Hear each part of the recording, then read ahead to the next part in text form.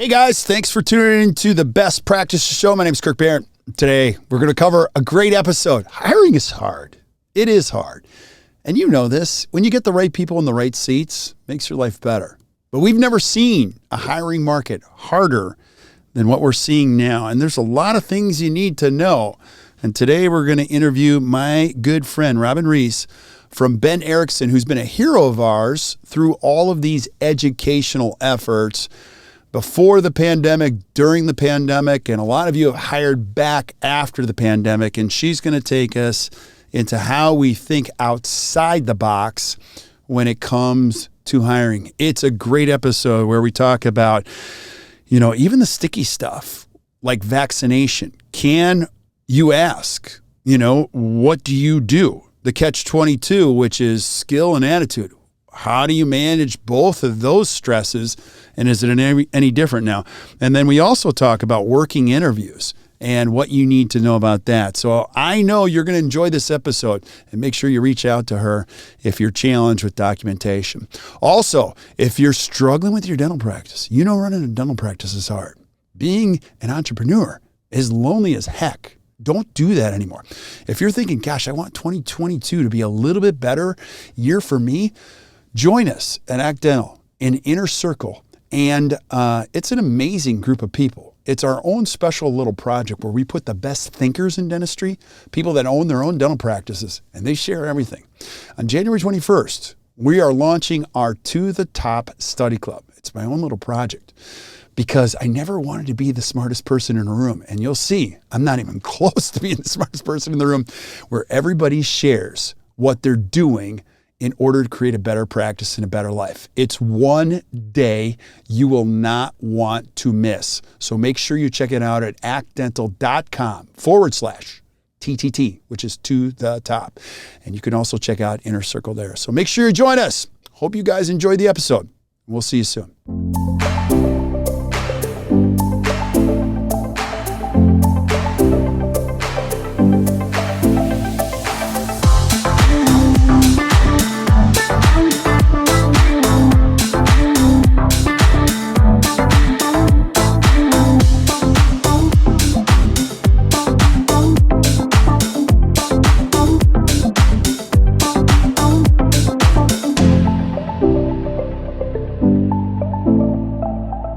Hey guys, welcome back to the Best Practice Show. My name is Kirk Behrendt, where we take a look at the best business practices from the best dental practices all over. And I know if you own a practice, you're like, hey Kirk, it's not that easy running this practice anymore because hiring is hard. Hiring is hard. There isn't a single practice in the country that would say hiring is easy, or there's not a single business in the country that would say hiring is easy. And so we all need solutions for this big challenge. And I've got my good friend Robyn Reis on today from Bent Ericksen, who's been a trusted resource. If you guys joined us in the COVID conference, she was our go-to. Like, we were losing our minds. I didn't even know what some of these terms were, and she would jump on and save us.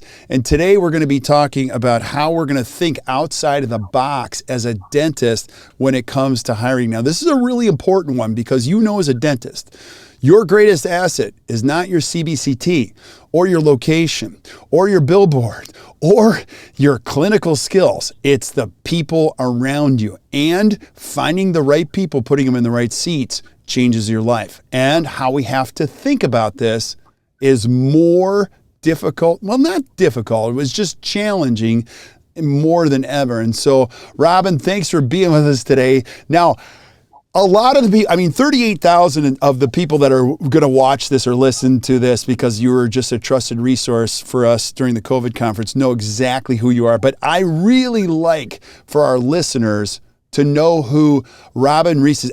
First of all, tell them who you are, and then tell them what Bent Ericksen does, and tell them why it's so important to listen today. Awesome. Kirk, thanks so much for the invitation to be here today.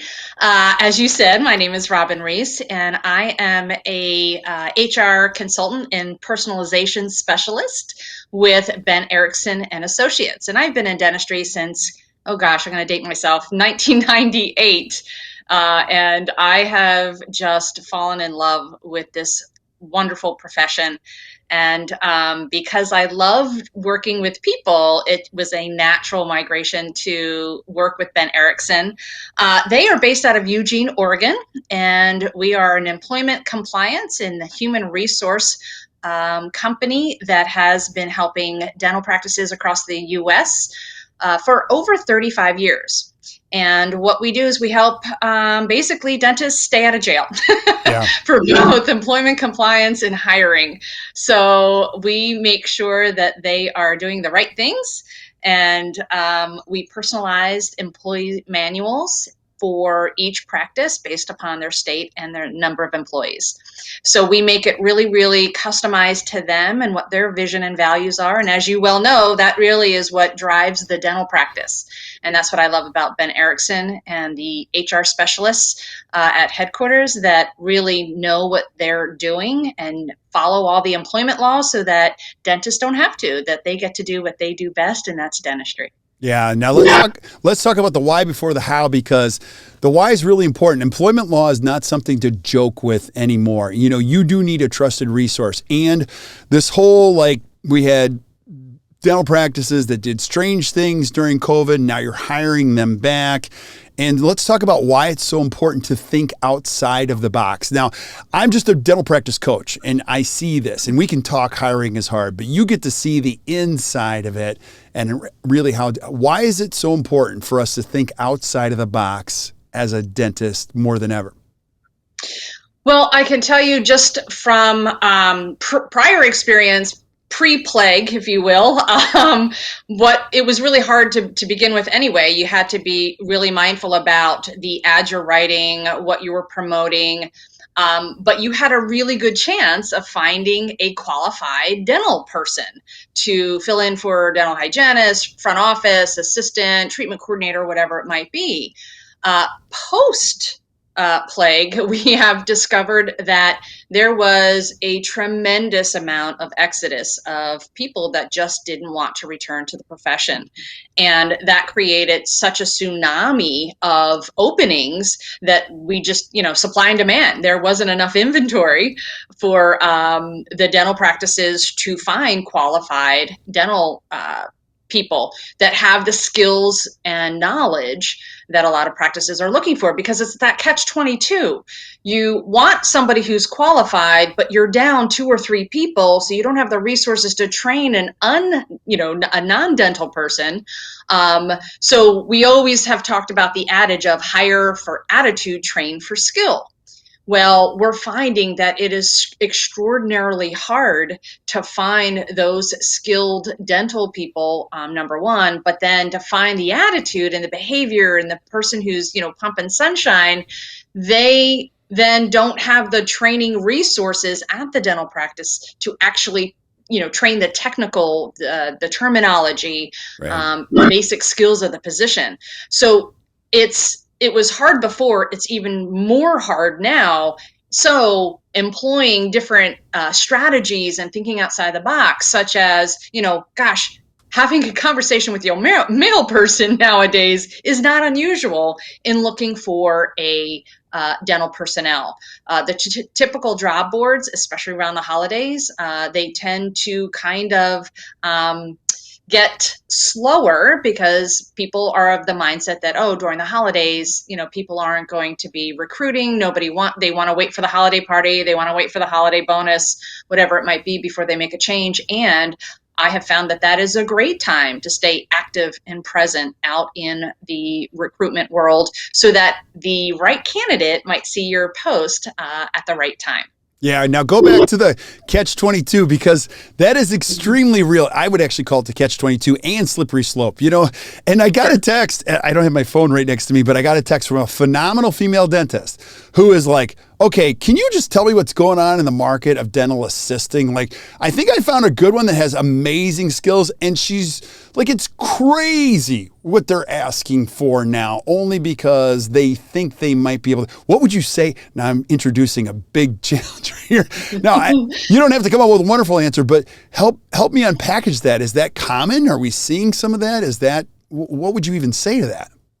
That is definitely a trend, Kirk, that we're noticing for any position. And I'll just say, if the position was traditionally a $20 an hour position, administrative or dental assisting, we're finding that candidates are asking on average for about a $10 to $12 increase. So they're now asking for 32 for what a $20 an hour position was traditionally.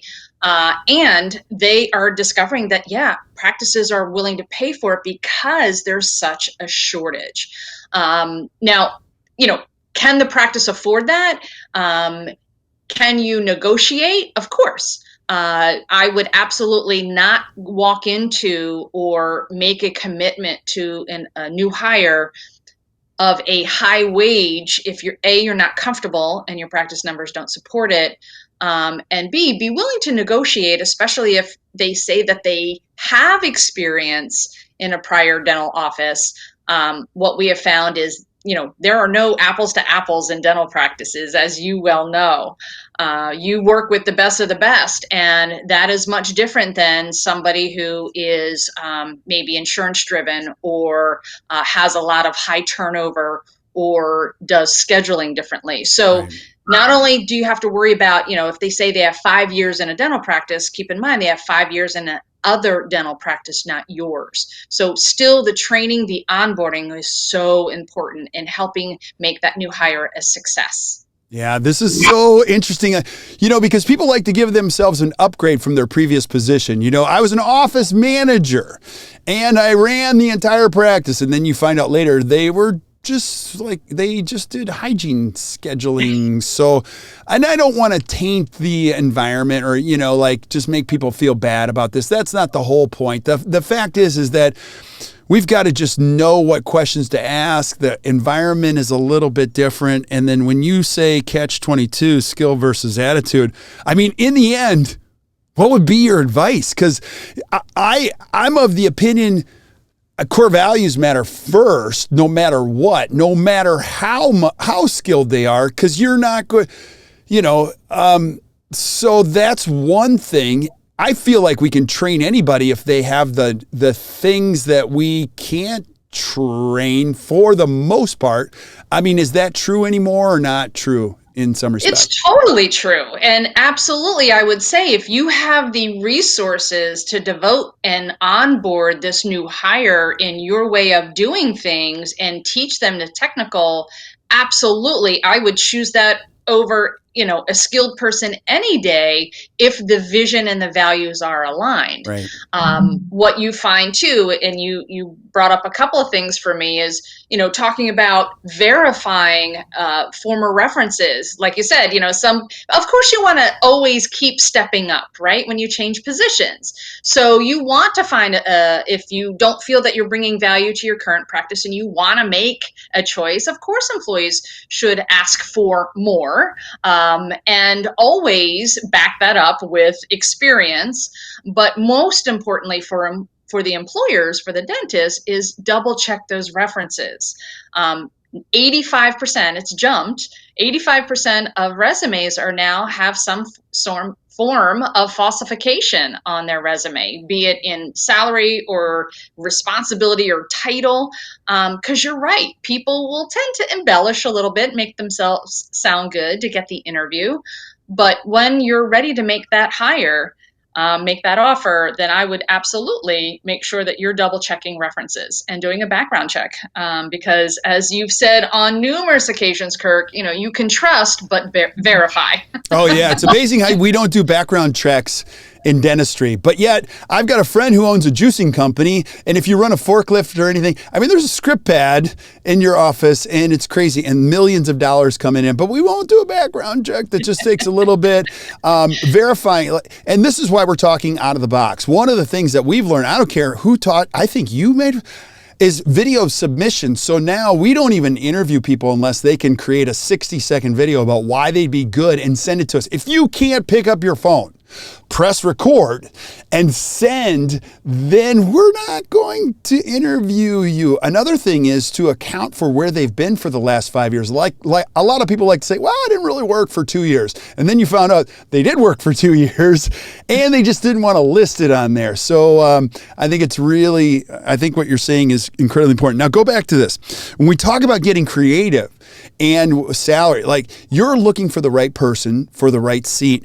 And then you mentioned before we hit the go button, like dentists are really thinking like, you don't have to, it's not always in dollars. Sometimes they're looking at benefits, right? There's other ways you can think outside of the box when it comes to employment of new or existing people, right? Absolutely. And get creative. It doesn't have to be in the dollars. And if the practice can't support the dollars, then get creative maybe in investing in their continuing education, helping them learn a new skill, a new technique, benefits. A lot of people will ask for medical benefits. And if it's not something that your practice has considered in the past, you may want to look into your local dental association, dental society. Yes, you have to be a member. And you can find that there are some plans that can be more affordable than you think. And if that's not an option for you, then think of ways that you can support this new team member to, not from a dollar standpoint in an hourly wage, but maybe you set benchmarks. Maybe it's, pay to play, right? So you set up benchmarks and you say, hey, if we set this goal and you guys can help us achieve it, then this is the reward. It's not about that expected bonus that becomes, just something that, okay, well, if we hit so many new patients, we're going to get a bonus. Or if we hit so many whitening cases that we sold, we're going to get a bonus. It truly is, again, going back to your vision and your values, what is going to really make the most impact and what's going to be meaningful. And when your values align with your new hire, it is so important that you make sure that they understand that and know that in the first 90 days. So you want to make sure that when you bring on somebody into this new team or a new team for them, but your existing team, there's chemistry already. So you want to make sure that that person is the right person. We have found, and research has shown, that 69% of employees that had a structured onboarding program that reinforced why they chose to work for this practice, why it was important that they, got the package that they got, why that they made this choice to join this practice again, they stayed an average of 3 years or longer. Wow. So having a structured onboarding program is really important when we're talking about bringing somebody new in, especially if they're non-dental. There are so many resources out there that can help you train a non-dental person. So again, going back to that catch-22, if you're going to commit to finding that awesome person who doesn't have dental experience, make sure you set up this training program that will support not only their hands-on, immersing themselves into the training on site, but also maybe off time. Maybe you set aside an hour or so that they do get to do training so that you still get to build that connection, that relationship, and help onboard this person so that they're going to stay. Yeah, that's really important data that you're bringing up. I mean, 69% with an onboarding process and up to 3 years. Guys, I'm just telling you, if you're listening, like that's really important data, because if you find the right person, you want them to stick in your practice. Now, go back to, there's a storm looming. And you and I were talking about the storm looming is, you got some good people and we're a little short in one role. So you got some people doing double duty. And there are some things you need to understand from an HR standpoint when you're caught in the beginning of that storm. You can feel that storm brewing. What would I need to know about that storm that's brewing, Robyn? Well, something I heard recently is transparency is a foundational principle of leadership, right? So it is staying in conversation with your team members who are short-staffed. You might have one or two positions that are open that you're recruiting for. Hygiene is the hardest position right now across the board. Dental assisting is number 2, and 3 would be a front office or administrative position. So knowing that if your dental assistant is assisting, but also helping out the front, at the front desk, you want to make sure that you're not bumping up against any wage and hour laws. So anything over 40 hours in a work week, 7-day work week, for non-exempt employees, they're entitled to time and a half, that overtime premium. You want to make sure that when you are recruiting, that you have a job description that is compliant, that outlines really the soft skills and the hard skills of what you're looking for, so that if you do have to say goodbye, if you do have to set someone free, that there is a clear understanding of why it's not working, because the expectations were set up front. We also have to be really mindful of that burnout for your existing employees. So checking in, helping them with self-care, giving them a spa day, or giving them just an hour off to go home early or come in late, that really goes a long way. Showing appreciation is, again, so key to keeping teams moving forward, wanting to get up and come to work every day, because I'm sure you've seen it. I've seen it on restaurants and regular stores saying, hey, half our team didn't show up today, so please be patient with those that did. And, that is true in every industry, dentistry included. We are working really, really hard to take care of our patients. And sometimes they have to wait a little bit longer. And sometimes our team has to work a little bit longer. So we want to make sure that just keeping the mental and physical health of our team present and acknowledged and appreciated will definitely go a long way. I mean, appreciation goes a long way no matter what.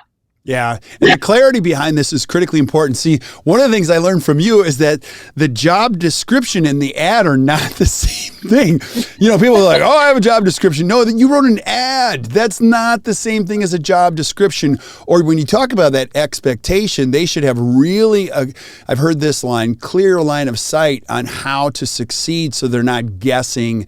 And that any lack of clarity usually ends up becoming a conflict that usually ends up becoming a crisis. I mean, one of the things that's essential as a dentist is you've got to have some of the basics written in as far as what you could expect as a team member, from benefits to hours to days. And that's just the basic stuff. Like, that's 101. So if you don't have that, you got to get that done.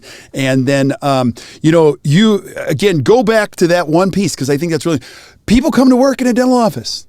And if you're a dentist, this over. You say, oh, I'm so happy to have you here. Come on in, go. And you, as a team member, will say, go where? And the dentist goes, go to your spot, like an assistant, or go up to the front, because I got to go work on patients. And you're like, there's no clarity here. Like, what am I supposed to do? And the team member figures it out on the fly. There's always potential challenges with that. And look, we're not asking you to be perfect, but at least give the team members some kind of a start in how they could succeed in the practice. Is that what you're talking about? Absolutely. Absolutely. And that's part of the onboarding and having, benchmarks. And I think, we've talked about 3 days, 3 weeks, 3 months, right? Those benchmarks and checking in. Hey, where are you? How's it going? Because you can head off some significant problems early on if you know about it. And again, that goes back to what did the ad say? What kind of people did you attract? Was the job description given to the person? And did they say to themselves, yeah, I could totally do this. I can't do those two things, but that's something I want to learn. And that really gives them excitement to want to learn something new. But, helping them master what you want them to do and what you hired them for. I mean, there's so many times that the disconnect is, well, I thought I hired this person to do this, but they're not doing that. And the question becomes well, why not? And it's because, they didn't have a training buddy. They didn't have direction. They weren't given expectations on this is what you need to do. And the response is always, yeah, but they've been a dental assistant or a front office person for 10 years. Why do I have to tell them what to do? Well, it's not the task. It's really about aligning with that vision and what is it that they have to do to be a successful dental assistant in your practice or a front office person in your practice. I just encountered that the other week.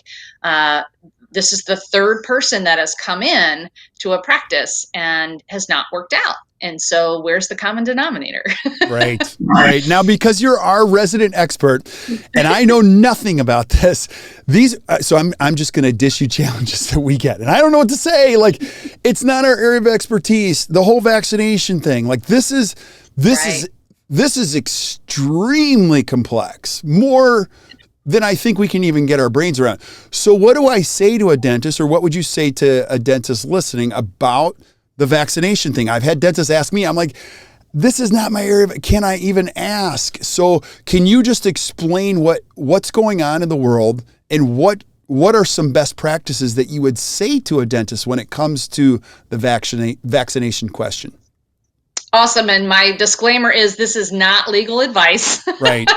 As you well know. And, certain states have certain requirements. So this is very general and broad. And it really is, the dentist has their foot in two different camps. One as the employer and the responsibility to their employees. And then the other foot in the other camp, which is the dental provider and wanting to honor a patient's request. So let's talk about the employer camp. So as an employer, you are bound by law not to disclose medical information about your employees to other employees or to anybody else. So vaccination status is part of an employee's medical record. So you cannot outright say, oh, Sally at the front office, yeah, she's vaccinated. You're fine. Or, Mary, the hygienist, is vaccinated. You're fine.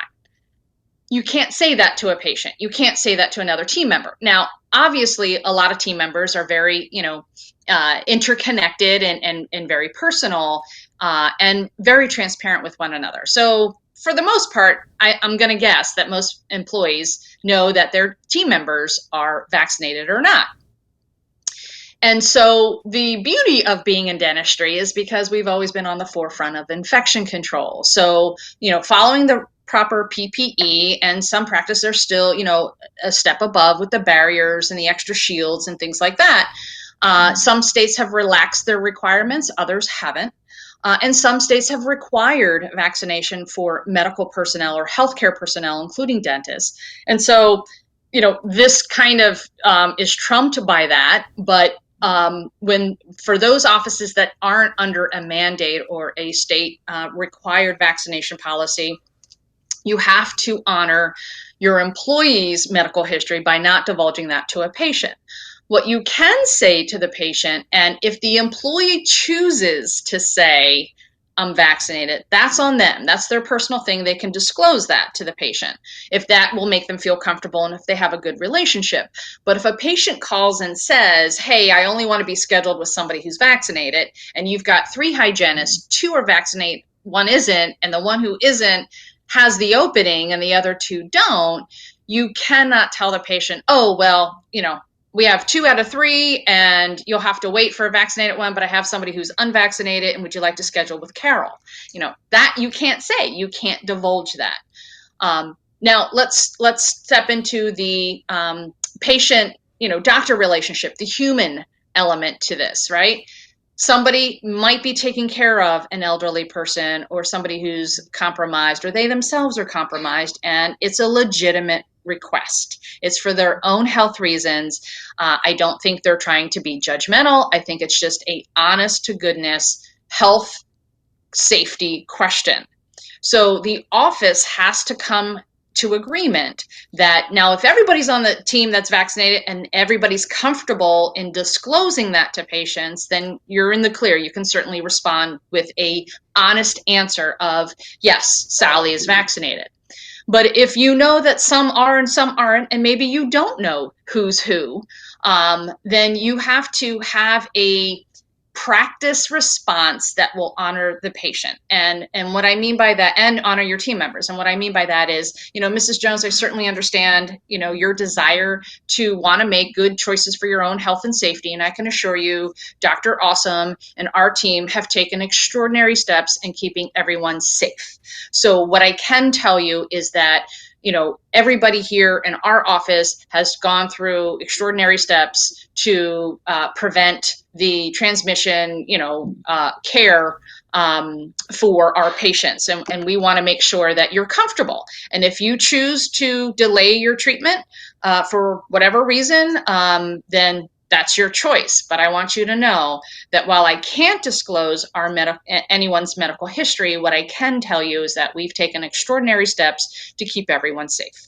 I love that. You are abiding by the number one rule is you never tell anybody what you can't do. You only can tell them what you are so good at this. And it is a sticky issue. Now, let me go a little bit deeper because, again, I don't know the answer to this because I've received questions on this. What if I'm a dentist and my state is requiring me and my employees?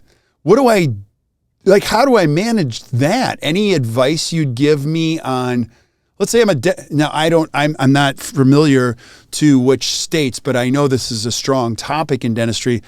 If the state's requiring me to do this and my employee, what do I do with that? What advice and again, we're not legal experts, but what guidelines would you give me? Well, again, the doctor has to make that choice, right? They have to decide, are they going to follow through with it? And I'm not here, again, to judge anybody. I'm, again, not a legal advice. If you have team members who can get a bona fide religious exemption or a medical condition exemption, of course, that would be one thing if the state is mandating it. The other thing is if you choose to not get the vaccine, and that is something that the state is requiring of all healthcare personnel, then the employee has the choice of resigning. If they stay, that they would have to follow the mandate. If they choose not to, then, they would have to, unfortunately, make a different choice. However, I don't know if anybody is coming by dental practices and checking everybody's vaccination records. What I can tell you is I've heard that there are some health departments that in those states that are requiring it to have some kind of documentation. They've given a deadline and the employers have to submit by then. For the most part, I think their attention is on the larger healthcare hospitals, ambulatory centers, that kind of thing. But there's probably going to come a point in those states that require it for all healthcare personnel that there will have to be some kind of proof. Now, again, the words echoing in my brain from my 18-year-old daughter is, "You're not the boss of me. You can't tell me what to do now," right? So whether or not, the dentist chooses to follow it or not follow it, again, is a personal choice. Yeah, I think you're highlighting everything that's so important. Is number one, like these people are important. They are critical to a dental practice, and we've just got to think a little bit better to find out how this formula is going to work. Do you have I wasn't going to ask you this, but do you have any story? I always love to hear good stories, not all the bad stuff, because we certainly don't want to prove provoking. But you get to hear a lot of things. Is there anything you've heard in the last couple of months? You're like, that's pretty cool what that dentist did. Just something that comes to mind as somebody thinking outside of the box when it comes to hiring a new person. Anything come to mind? Don't feel like you're on the spot, but. Nothing really jumps out at me, though I know that there have been some great hires based on restaurants. Somebody would go to a local restaurant and, they were short-staffed, and this person was just extraordinary in her service. And so she did have some dental background. Not a lot. She had pursued it, then stopped pursuing it, and here she was a waitress. And this dental team member said, "Wow, I think you'd be great on our team." And, they made a successful hire from that.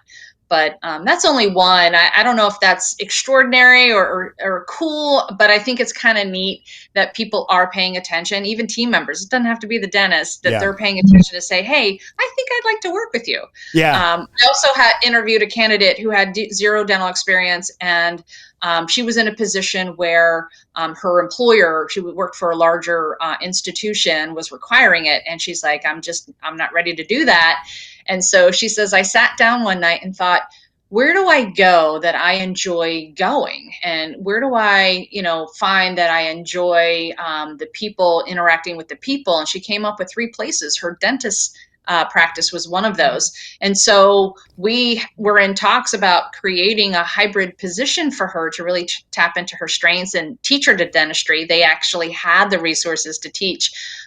Ultimately, she chose to go somewhere else. But the idea that her dentist was on the top 3 of places she enjoyed going and enjoyed, interacting with the people. She says, I could really see myself being a part of the team. Yeah, it's so funny you say that too, because those are the stories that I hear, because I don't really hear a lot of creative structuring or things like this. So we have a dentist who's like, I just found a brand new, who is just considering another career. And I'm thinking, well, she didn't have any experience, but man, she was a perfect fit. Now, I think on the other side, what you're bringing up is a really important thing. I just spoke to somebody this morning and they said, that's the golden opportunity here, is that there are a lot of talented people out there that don't love their industry. They don't enjoy where they're working. So it's not so much about money. It's about a place where they feel a little bit better. They feel like they can contribute. The core values are alive, and they're just kind of beat down with where they're at. So I think being on the lookout. And then I asked the guy, I go like, do you find these people from Indeed? He goes, never.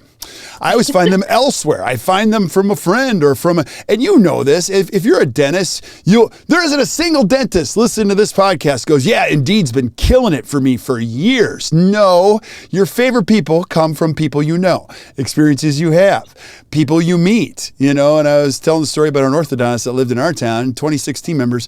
Whenever I go have coffee with him, he would say like to somebody behind the counter, hey, have you ever considered a career in dentistry? And they'd go, no. And he'd go, here's one of my cards. If you ever think about, changing career, you'd be great in my office. And he would say to me, not everybody takes me up on that, but like every once in a while people do. And it lends itself to creativity. So I would say backing your truck up to Indeed and just hoping it's going to get filled. That's probably not the best plan for any of us. We are going to all have to think outside of the box. Now, another question I had for you is just what are some of the biggest pitfalls you see dentists making, right? Like you're just like, no, don't do that. I mean, mistakes that you see consistently, week over week, like, oh, there it is again. Don't do that. I would probably say, now I will say, I'm going to throw this out here. Indeed has actually been a tremendous resource for me, for people who actually are qualified and show up. I think what a lot of, we're finding too, and when we interview is people just don't show up. They don't show up to their phone interview. They don't show up to their video interview. They don't show up to their in-person interview. And by the time you think you'd get to the in-person, right, it's a pretty good chance that they might be a good candidate, and they just ghost us. I don't get it. But that's not just dentistry. That's everywhere. I have conversations with friends of mine in the medical industry and the manufacturing industry, and it's all over. But as far as thinking outside the box and what I think doctors do the most of, and I try to get them to not do that, is don't hire the first person. What are you saying? Like, I met her one time. She had a great smile. She was dressed really nice. Right. It was a good day. And one person spoke to this person and they were hired on the spot. And while I understand the shortage and it's so easy to pull the trigger, if you find somebody and you do discover that, this person is great or could potentially be great, give them a conditional offer and say, I'd love for you to join my team. And while we're figuring out your start date, we're going to check references and, we want to set you up for success and, we're going to put some things in motion, but we definitely want to make sure that you're just not pulling the trigger because you're frustrated or you're tired and exhausted of waiting for somebody.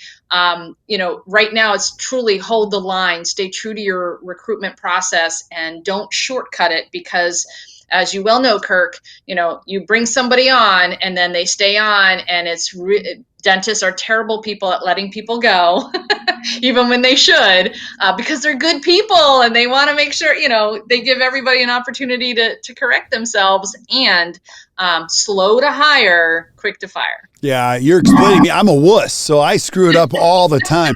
So, go back to conditional start date. So I've never heard that term. So explain the ins and outs. What specifically does that mean?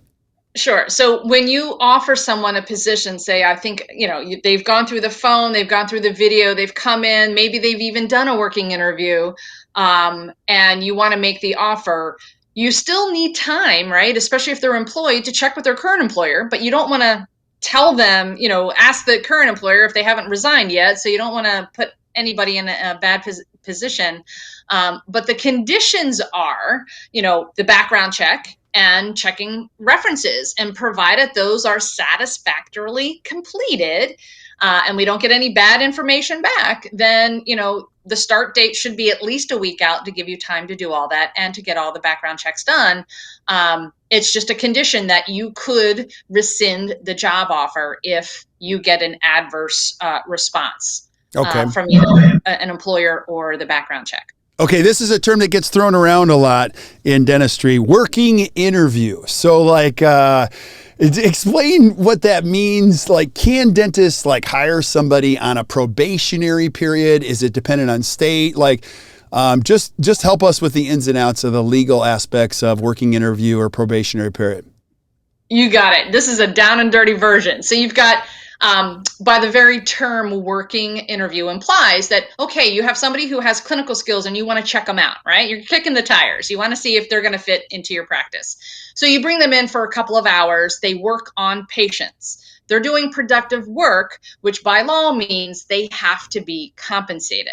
So when you do a true working interview and somebody is actually working on patients in your practice, then they do need to be compensated. And you usually have them sign off on a letter that basically says, this is part of our interviewing process. This by no means is an offer of employment, because you might have 2 or 3 people you're evaluating. So you want to make sure that you're not making any promises, but that they understand this is a working interview for you to evaluate their skills, and they will be compensated for it. Some states do say that for a working interview, you have to give them a check right then and there at the end of their working interview, with the appropriate taxes taken out. Other states say, at the next payday, as long as the person knows when that will be. So make sure you understand what your state's working interview requirements are. And if there are none, err on the side of handing a check to that person at the end of that interview. Now, a skills assessment, let's say you just want somebody to come in and shadow and just kind of get a feel for the office to make sure that this is still a good fit.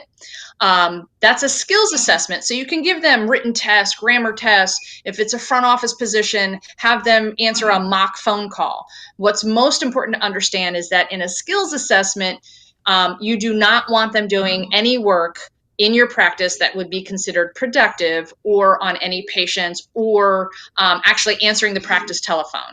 So you just do mock scenarios. You have interviews with other people. They can shadow that person and see how things are done, but they don't do any productive work. And that's typically only a couple of hours anyway. That is not compensated.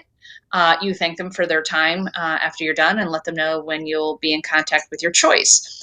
So that's the big distinction between working interview and a skills assessment or in-person interview, which is not compensated. That is so good. And I just love listening to you talk, and maybe one of the next podcasts we'll do will be at will, and just all the nuances of how all that works. Oh my gosh, there's so many details. I also want to do a future podcast on the hours thing, because each state has different laws on what you're supposed to provide for lunch and all that. And what we're just trying to say is this: you got to know all this information. You just can't go in blind. And that's what, unfortunately, dentists, they're good-hearted. They want to do the right thing, and just not crossing your T's or dotting your I's is a challenge. And so any last thoughts that you have on just thinking outside of the box, Robyn, when it comes to employment? Well, having an employee manual, we talked about this earlier, is so key. If that is one thing you can ask Santa or what you can put on your New Year's resolution list, is you need an employee manual. And if you have one, have it at least looked at and updated to make sure. There are so many laws that have changed. We are now, Bent Ericksen is going to be sending out even more that are going to be effective January 1. Make sure that you know that whatever you're providing for your team members is appropriate for your state. But also, you're really great dentists at doing the dentistry, and employment law really should be left to the experts. And experts like Bent Ericksen, where we have a personalized manual, you get a personalization specialist who works with you hand in hand to make sure that you have your I's dotted and your T's crossed. And it really keeps everybody happy. We know when things are in writing, there's less chance of misunderstanding. Yeah, and I was hoping you were going to introduce that, or else I was just going to introduce it for you, because as a dentist, I'm thinking, Robyn, that's not really a good gift I want to give myself, is sit down for the next couple of weeks and write all these employee manuals. And I'll just tell you, don't mess with the best. You know, it's an investment to get all these things done. It is worth its weight in gold. Everything will be super clear and compliant with your state laws, and you don't have the time to do that. You don't have the bandwidth to do it. Heck, I've seen some of your writing skills. They're not good. So make sure you've got somebody that can put that all together. And you guys also update it regularly too, right? With what's going on. We do. Yeah, it's kind of, we become your virtual HR support, where you don't even have to think about it. We're going to send you emails as things update and apply to your practice. And again, it's one of those things where it's not high on a lot of people's priority list, and they usually find out the hard way. But it also is a gift not only to the dentist, but to the team too, to have things really clear and understood, that there's no favoritism and people aren't being treated differently. And it helps with the hiring process. It helps in selling your practice too. So it's something to consider. Yeah. So Robyn, you are the best. And I really appreciate it. I have like 12 more questions. We could actually make this a 2-hour episode, but we're going to just split it up and do a second one. And I'll just say this to you guys, if you're listening, hiring is hard. Here in the town that I live in, the Coca-Cola plant has a sign. I've never seen a sign like this. It says now hiring all positions. Never seen anything. I actually want to pull in one of these days and say, I want to be CEO. See what they say. I don't think they'd say it. But it's not hard in dentistry. It's hard everywhere. And whether you own a restaurant or whatever. And so I tell everybody, look, nobody's got it easy. We can't wish it were easier. We just have to be better. And I think that is the future in dentistry. And Robyn, you were making us better today. This insight and how we think outside of the box in hiring, I think it's critical. If you're a young dentist, keep in mind, you're going to be working for 3 more decades. Some of you maybe 4. And your greatest asset, I'll say it again, is not your billboard. It's not your technology. It's not your skills. It's not your location. It's these amazing people that make it happen every day. So make sure you figure out the formulas, how it all works, and give them a clear line of sight on how to succeed. Make sure you check out. Now, if you're listening too, I'm also going to leave Robyn's information in the show notes. So you don't have to look any further. If you're listening on Spotify, Stitcher, whatever, just flip up to the notes and you'll see all Robyn's contact information. You'll see, Robyn's the best. You can actually call Robyn if you're just stressed and you're like, I need help with this. She is such a great person. She's not going to hard sell you on the phone unless she feels like you need to be hard sold. Then she's just going to tell you and say, look, you got to do this. So make sure you reach out to her great company, and just, Robyn, we just appreciate all that you do for us. So thank you very much. Thanks, Kirk. I appreciate your time today. You got it. All right. And thank you. Stick around while I say goodbye to everybody else. Thank you guys for listening to the Best Practices Show. If you enjoyed today, which I know you did, just do us a favor.